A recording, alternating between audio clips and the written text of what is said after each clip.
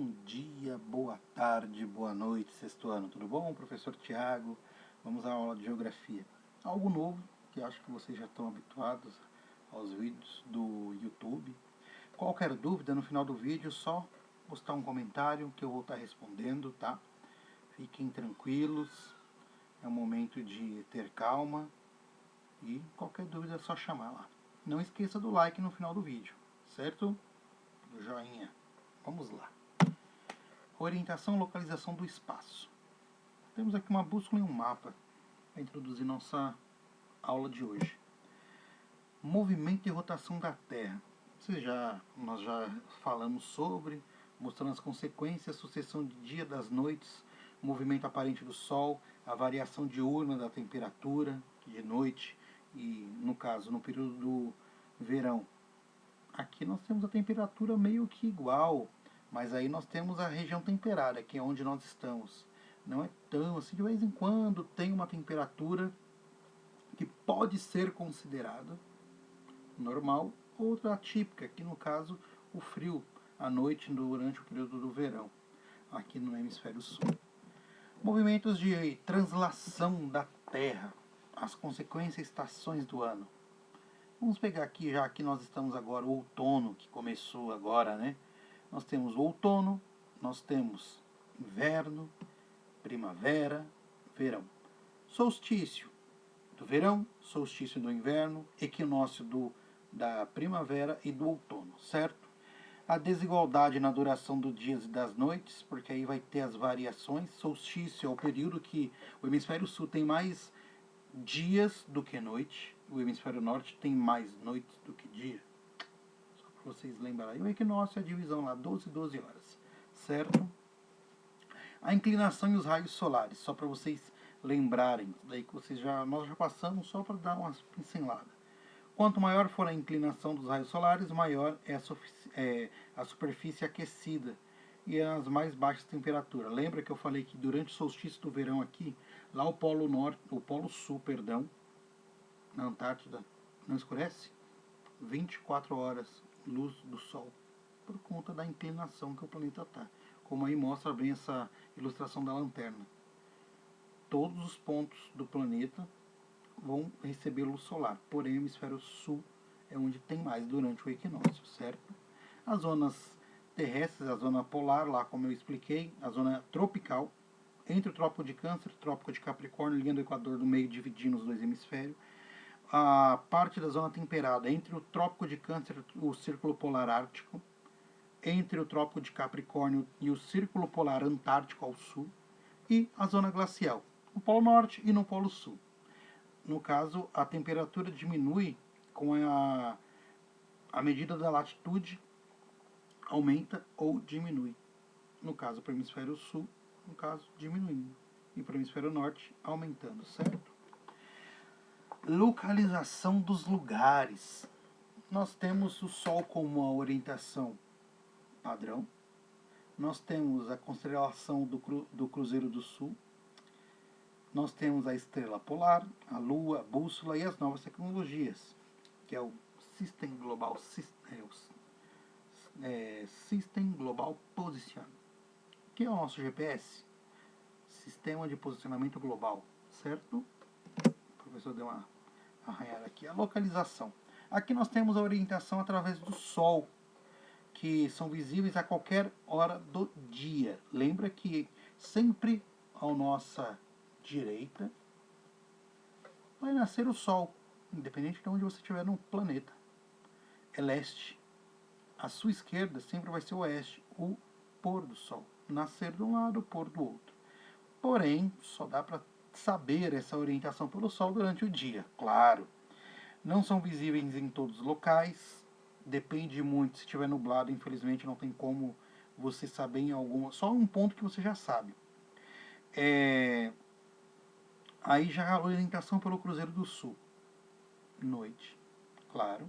E nem sempre você consegue identificar facilmente. Depende muito das condições atmosféricas. Assim como a orientação pelo Sol. Porém, a do Sol é mais constante e mais fácil do que a do Cruzeiro do Sul. Certo? Rosa dos ventos, que eu já apresentei para vocês, os pontos cardeais e colaterais. Certo? Norte, sul, leste, oeste. pontos colaterais nordeste, noroeste, sudeste e sudoeste, certo? Que é a posição de um infinito de um objeto no espaço terrestre a partir dos pontos, que é para estar orientando contra o rumo na rosa dos ventos. Isso vocês vão ver em vários mapas, do sexto ano até o terceiro ano do ensino médio, e vai embora dependendo do curso que vocês forem prestar na faculdade e ter, e até para se orientar, vocês vão, a base do GPS hoje é a rosa dos ventos, certo? Aí chegamos aqui, bússola, que já é bem mais antigo, criado para indicar as direções. Ela utiliza uma agulha enatada, apontada para o norte magnético da Terra, certo? Nem todas as bússolas são 100% confiáveis. Algumas têm lá são meio precárias, né? O GPS, Sistema de Posicionamento Global, é uma das mais importantes invenções recentes. Permite a localização exata de qualquer ponto da superfície. Como eu mostrei para vocês, nos próprios celulares de vocês nós temos o quê? O GPS. Nós conseguimos, não necessariamente precisa do mapa hoje, do papel. Nós temos aqui no próprio smartphone. Todo mundo consegue localizar e se mover através do seu. Sabendo usar a primeira vez, utiliza os sistemas operacionais dos smartphones mais comuns, eles vão utilizar o Google Maps, que é a plataforma do Google, mas é utilizada no mundo inteiro. E é a base do nosso GPS, que aí nós vamos ter lá, mais ou menos assim, o nosso mapinha. Peraí, aqui, o nosso mapinha, certo? Nós temos lá. Então nós temos aqui a orientação por trânsito hoje em dia, as localidades do bairro, a gente vai conseguindo ver através disso, certo? Os elementos geométricos da Terra. Os elementos geométricos, nós temos os paralelos importantes: Trópico de Câncer, Capricórnio, Círculo Polares, Ártico e Antártico. São as linhas que nós estávamos falando, são os paralelos, certo? E o mais importante de todos, duas linhas primordiais. Como vocês podem ver na primeira, nós temos a linha do Equador. A linha do Equador vai dividir o globo em dois hemisférios, norte e sul. Sem erro. Norte e sul. Meridiano de Greenwich, que eu já expliquei para vocês aqui, com essa ilustração fica melhor do que aqueles desenhos que eu faço. Essa vocês se livraram dos meus magníficos desenhos. Aqui nós temos o hemisfério ocidental e oriental, que vai dividir, que é o lado leste e oeste. O oriental sempre vai ser o leste, o ocidental o oeste, certo? Vamos lá. Aqui nós temos as latitudes, que vocês já viram. A latitude ela vai de do Equador, 0 a 90 graus ao norte, 0 a 90 graus ao sul, certo? Que é a distância medida em graus do Equador até a referência. No caso aqui nós temos o ponto X e nós temos o que varia lá do 0 ao X, lá deu 90 graus. No caso vai dar lá os 90 graus. Porém nós paramos no 45 graus ao norte, que é o paralelo. Que aí nós estamos ali naquela região para cima do hemisfério norte, ali próximo à Groenlândia, aí onde ele deu esse ponto, certo? Esse X. As linhas imaginárias, só para vocês lembrarem: Equador, Trópico de Capricórnio, Trópico de Câncer, Círculo Polar Ártico, Círculo Polar Antártico, Meridiano de Greenwich, que eu acabei esquecendo de colocar aí, mas tem aqui nos outros slides. A coordenada geográfica de longitude. Longitude já vai ser um pouco diferente do ponto que nós temos em relação à latitude. Porém, como nós vamos observar aqui o seguinte: a latitude trabalhava de 0 a 90, a longitude já vai o quê? De 0 a 180, para oeste e leste, certo? Aí aqui nós temos o ponto Y. O ponto Y de longitude aqui, ele deu o quê? Esse ponto Y ele está dando o ponto exato em cima da linha do Equador, certo? E em cima do nosso país, Brasil lá em cima, lá próximo ao Suriname, certo? E a linha imaginária aqui, a mapa importante, é o meridiano de Greenwich, certo? Aí aqui para vocês entenderem o paralelo e os meridianos. cruzamento dessas linhas tem então a localização exata de um ponto da superfície terrestre. Vamos exercitar aqui entre o ponto A, B e C, certo? O ponto A nós temos uma latitude de 40 graus ao norte e uma longitude de 80 graus ao leste. Isso nós damos lá na Ásia. Esse ponto refere-se ao continente asiático. Já o ponto B, que está a 20 graus de latitude ao sul e uma longitude de 130 a leste, dá na Oceania. O ponto C, nós já temos uma latitude de 60 graus ao norte e uma longitude de 120 graus a oeste. Temos América do Norte. No caso, ali já estamos no Canadá. Então são 3 pontos, isso é para vocês exercitarem. Vocês têm exercícios como esse na apostila que no final da aula eu vou falar que vocês vão fazer, certo? Sempre lembrando, qualquer dúvida, só comentar no final do vídeo. Os fusos horários. Rapaz, latitude e longitude, 180 graus, que nós temos 360 graus no nosso planeta inteiro, certo? São esferas. 360 graus, nós temos lá 24 horas. Simplificar melhor, vocês vão entender melhor. 24 horas. Essas 24 horas são divididas em 0 a 15 graus. É uma hora. É uma hora correspondente ao globo, certo? Então, estão 20. Ao lado leste sempre vai ser o lado positivo. Do meridiano Greenwich a leste sempre vai ser mais. Do meridiano Greenwich para oeste vai ser menos. O nosso horário aqui é -3 do Greenwich. O horário oficial do nosso país. O horário de Brasília é -3, certo? Aí chegamos aqui ao nosso horário. Não vamos no global, vamos trabalhar o local, para depois vocês entenderem o geral, certo?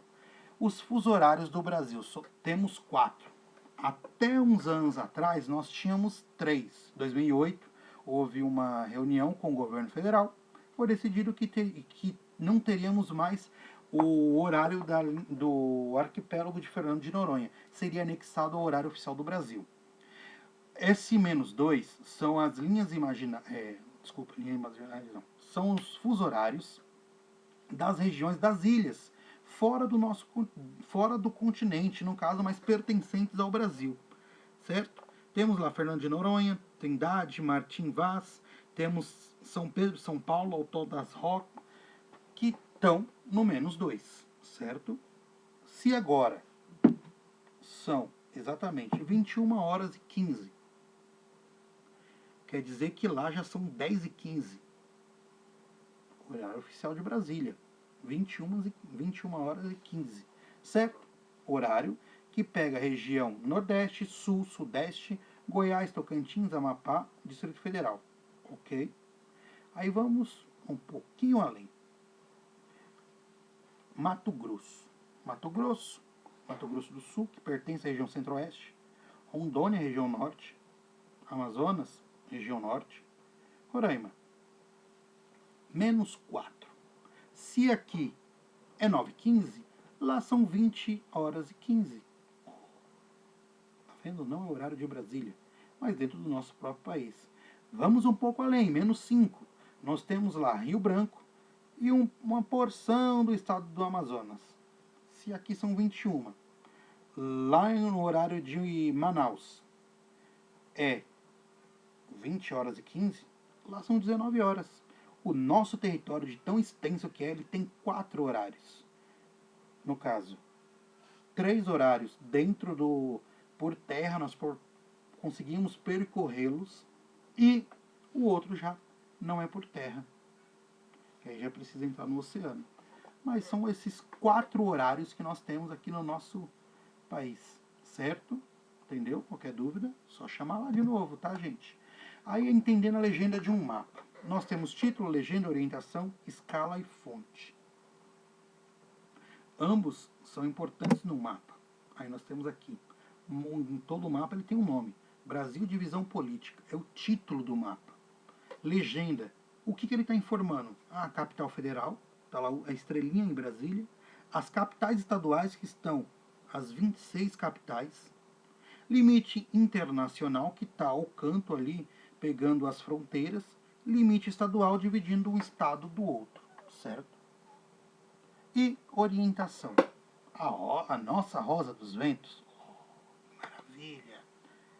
Escala, que nós vamos falar já já, e a fonte, que era o IBGE, Latas Escolar 7, edição 7 do Rio de Janeiro, 2016, página 90, e foi adaptado, certo? Aqui são as informações que temos em um mapa. Isso é importante saber. Todo mapa tem que ter um título. Todo mapa informativo tem que ter uma legenda, uma orientação. Às vezes ele não vai estar com uma rosa dos ventos aí, ele vai estar só a pontinha de um N. Mas tá lá.